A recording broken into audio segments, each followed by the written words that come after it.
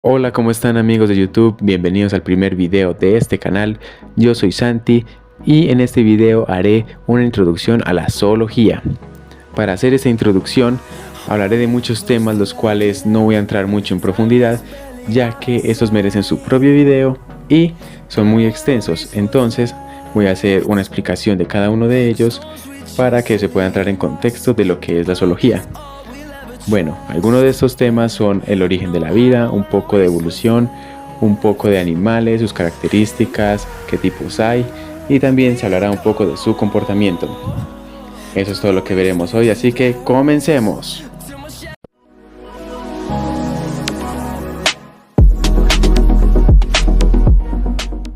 ¿Qué es la zoología? La zoología es el estudio de los animales. Bien, eso lo sabe casi todo el mundo, pero ¿de dónde sale esta disciplina? Bien, en las ciencias naturales existen muchas disciplinas que estudian los fenómenos y procesos de la naturaleza, incluyendo tanto los seres vivos como el entorno físico. En las ciencias naturales se busca entender cómo funciona el mundo natural, abarcando áreas como la física, la química, la biología y la geología. Entre estas áreas está la biología, que ya la mencioné, que es la rama de las ciencias naturales que se enfoca en el estudio de los seres vivos, su estructura, su función, desarrollo, evolución y relaciones con el ambiente. La biología abarca también campos como la genética, la ecología y la microbiología, y también la zoología, que es la rama de la biología que vamos a estudiar hoy, que, como he dicho, es el estudio de los animales y también investiga su anatomía, su comportamiento, su clasificación, distribución y evolución, así como la interacción que tiene con el ambiente. En resumen, la zoología es una rama de la biología que a su vez es una rama de las ciencias naturales. Bien, ahora me quiero enfocar un poco en la biología, ya que de ahí para abajo se empieza a hablar sobre seres vivos. ¿Y qué es un ser vivo? Para resolver esto, también tenemos que saber qué es la vida. Para entender qué es la vida, primero debemos conocer un término de termodinámica que se llama entropía, la cual es el grado de desorden o aleatoriedad de un sistema. A medida que los sistemas tienden al desorden con el tiempo, la entropía aumenta. En términos energéticos, representan la energía que no se puede usar para realizar un trabajo. Es una tendencia natural hacia la desorganización en cualquier proceso físico o biológico. ¿Y eso qué tiene que ver con la vida? Bien, lo voy a explicar con un ejemplo. En este caso voy a hablar de mí. Entonces mi cuerpo, a pesar de que el entorno en el que estoy tiende al desorden, como lo había explicado, mi cuerpo usa energía obtenida de los alimentos para mantener su organización interna, reparando tejidos, creando células nuevas, manteniendo funciones vitales. Esto permite que mi organismo mantenga su estructura y funcione correctamente, resistiendo el aumento natural de la entropía.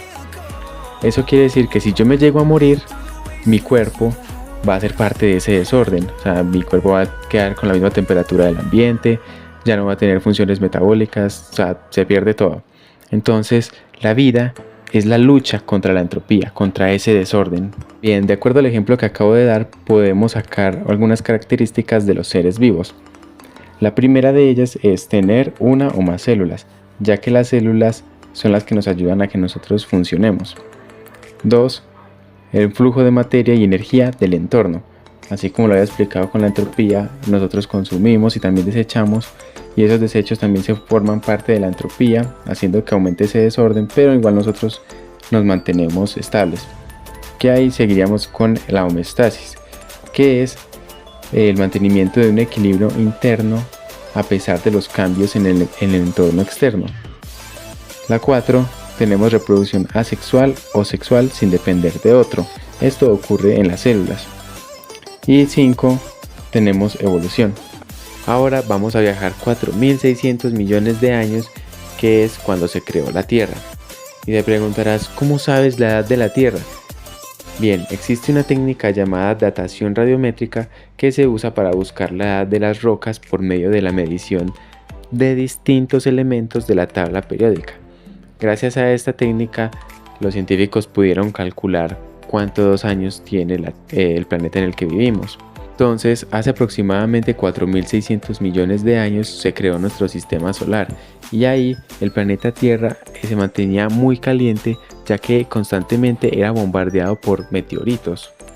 lo cual hacía que se elevara la temperatura en el interior del planeta, y eso hacía que los metales que ésta contenía se pasaran de su punto de fusión.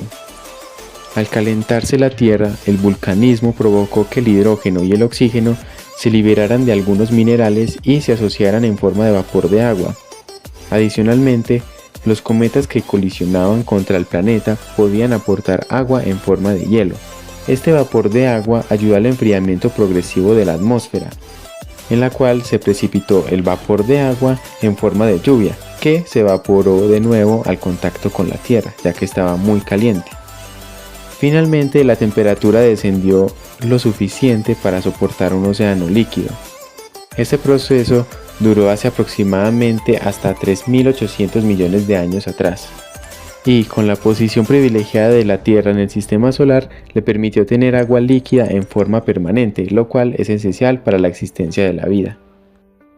Bien, ya sabemos qué es la vida y qué características tiene un ser vivo. Pero, ¿cómo surgió la vida? Para esta pregunta no se tiene una respuesta definida, ya que no hubo nadie que comprobara cómo surgió todo. Para esto solo existen algunas teorías que nos ayudan a comprender un poco sobre nuestro origen. La primera teoría es la de la generación espontánea, que fue dicha por Aristóteles y afirmaba que cada uno de los elementos primarios como el aire, agua, tierra y fuego produciría un determinado tipo de organismo. Fue de origen extraterrestre, es decir, que de un meteorito que estaba en el espacio contenía bacterias, las cuales cayeron al mar y dieron origen a organismos unicelulares. Pero esta teoría no es del todo viable, ya que es muy difícil que un ser vivo logre sobrevivir a las condiciones del espacio. Y otra teoría es la de la evolución prebiótica, que dice que con los elementos primordiales de la Tierra, que inicialmente eran simples e inorgánicos, como el agua, el metano, el amoníaco y el hidrógeno, los cuales provenían de numerosas erupciones volcánicas, se mezclaban con la radiación ultravioleta solar, las descargas eléctricas de las constantes tormentas y posiblemente los impactos de meteoritos, aportaron una gran cantidad de energía que provocó que estas moléculas inorgánicas sencillas se asociaran a moléculas orgánicas simples, como los aminoácidos, las azúcares y los ácidos grasos. Las primeras formas de vida eran organismos unicelulares, heterótrofos y fermentaban anaeróbicamente los compuestos que todavía nadaban en el caldo primigenio, dado que no había presencia de oxígeno aún. Luego hubo presiones de selección natural, las cuales hizo que esas bacterias, esos organismos unicelulares, pasaran a ser organismos fotosintéticos, tuvieran respiración aerobia, todo por las presiones de selección natural que hubo en el entorno, lo cual hizo que hubieran cambios en el tiempo pues aproximadamente 1800 millones de años después de que apareció el primer organismo unicelular, apareció la primera célula eucariota. Y te preguntarás, Santi, ¿cómo es posible que haya aparecido una célula eucariota si antes todas eran organismos unicelulares que eran como bacterias? Y las bacterias eran células procariotas, que procariotas significa antes del núcleo, es decir, no tenían núcleo ni organelas. Pues existe una teoría que se llama la teoría de la endosimbiosis, que significa la unión de varias bacterias que formaron las primeras eucarias. Pero esto no significa que una bacteria quiso entrar dentro de otra y simplemente quiso tener la función de alguna organela. No, lo que pasó fue que una bacteria que quería fagocitarse a otra, es decir, comérsela, y no pudo, pues la bacteria que quedó adentro empezó a tener un tipo de función que beneficiaba también a la bacteria grande. Entonces, como ya se ayudaban entre ellas, empezó a haber una relación y empezaron a juntarse más y más y más hasta que con el tiempo empezaron a formarse las primeras eucarias. Esa es una explicación de cómo es la endosimbiosis. Después de la aparición de la primera célula eucariota, la vida comenzó a diversificarse de manera significativa. Estas células complejas formaron organismos unicelulares y luego multicelulares. Hace unos 1200 millones de años surgieron las primeras formas de vida multicelulares como algas y posteriormente, durante la explosión cámbrica hace unos 540 millones de años, apareció una gran variedad de organismos complejos, incluidos los primeros animales. Con el tiempo, las plantas colonizaron la Tierra hace unos 470 millones de años, seguidas por los animales terrestres como los insectos y anfibios. Hace 300 millones de años surgieron los primeros reptiles y mucho más tarde los mamíferos hace unos 200 millones de años.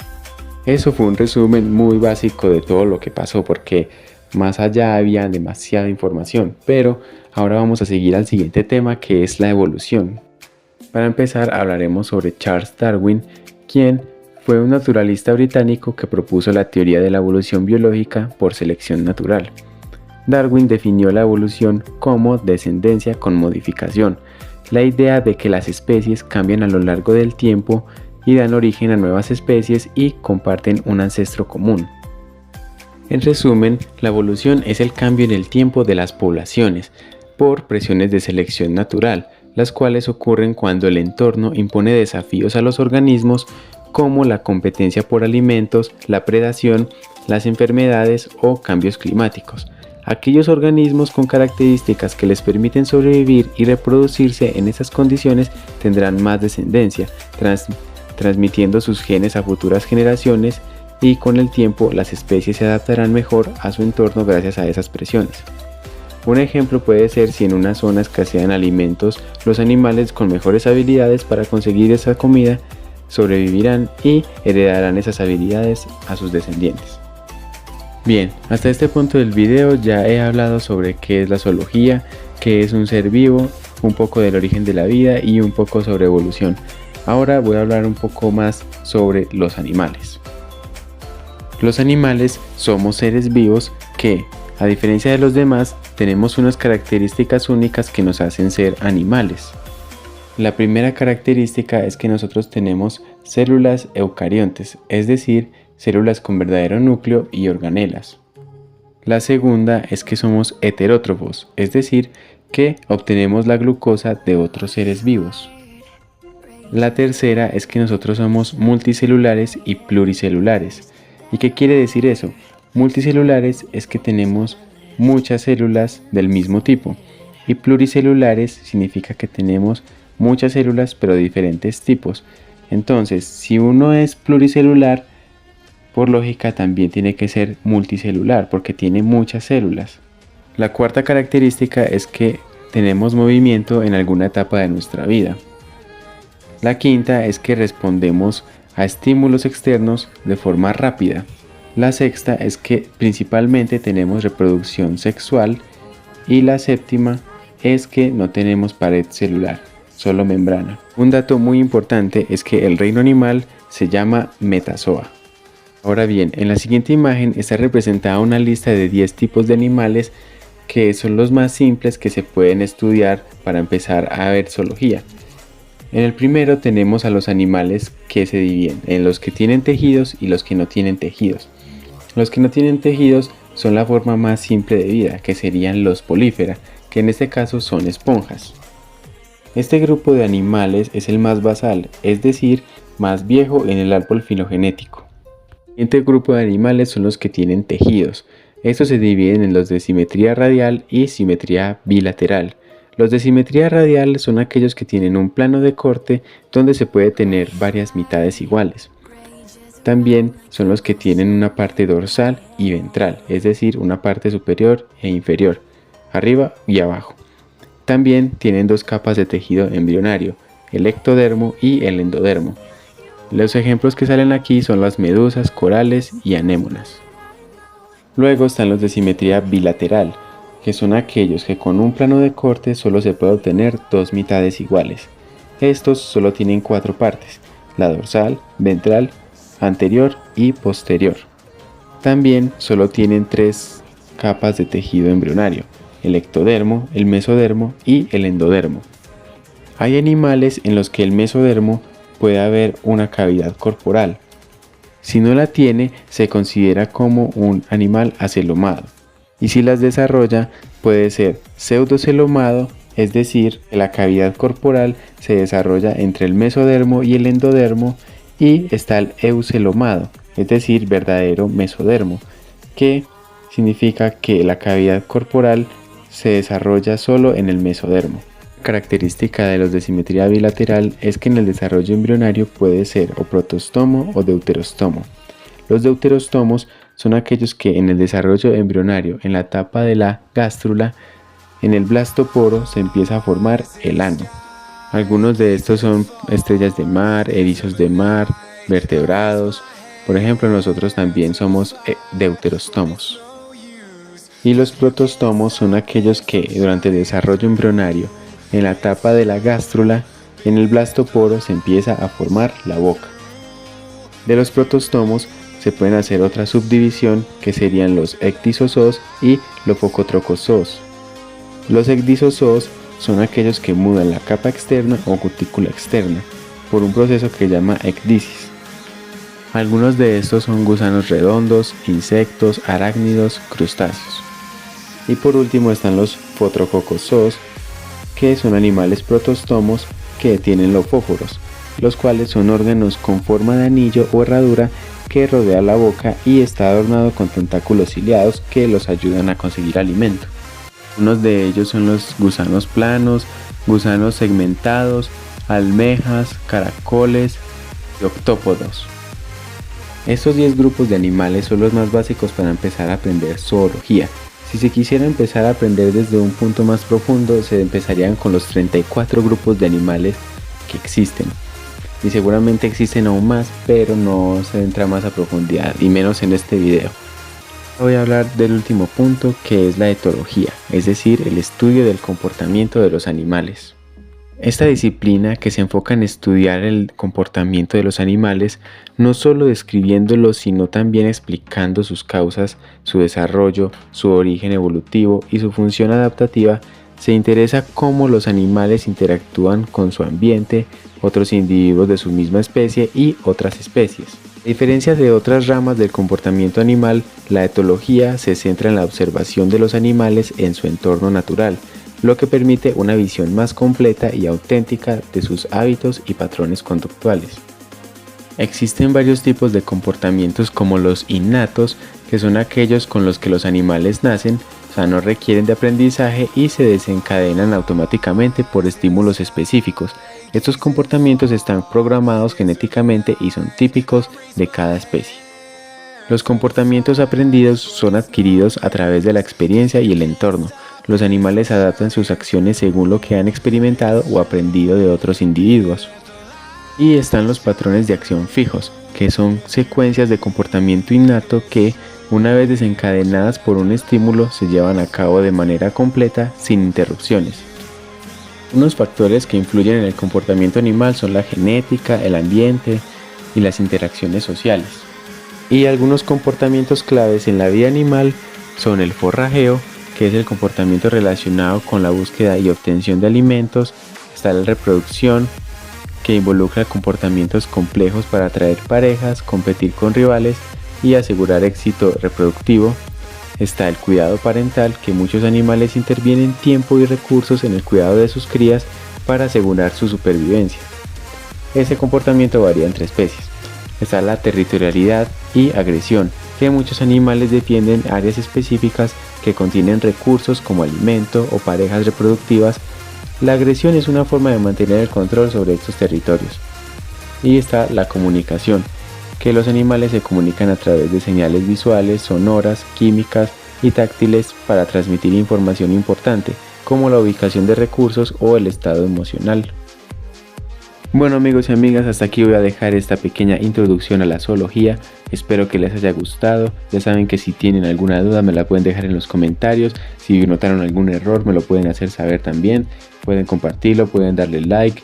Y ya eso es todo por hoy. Por favor, suscríbanse para más contenido. Adiós.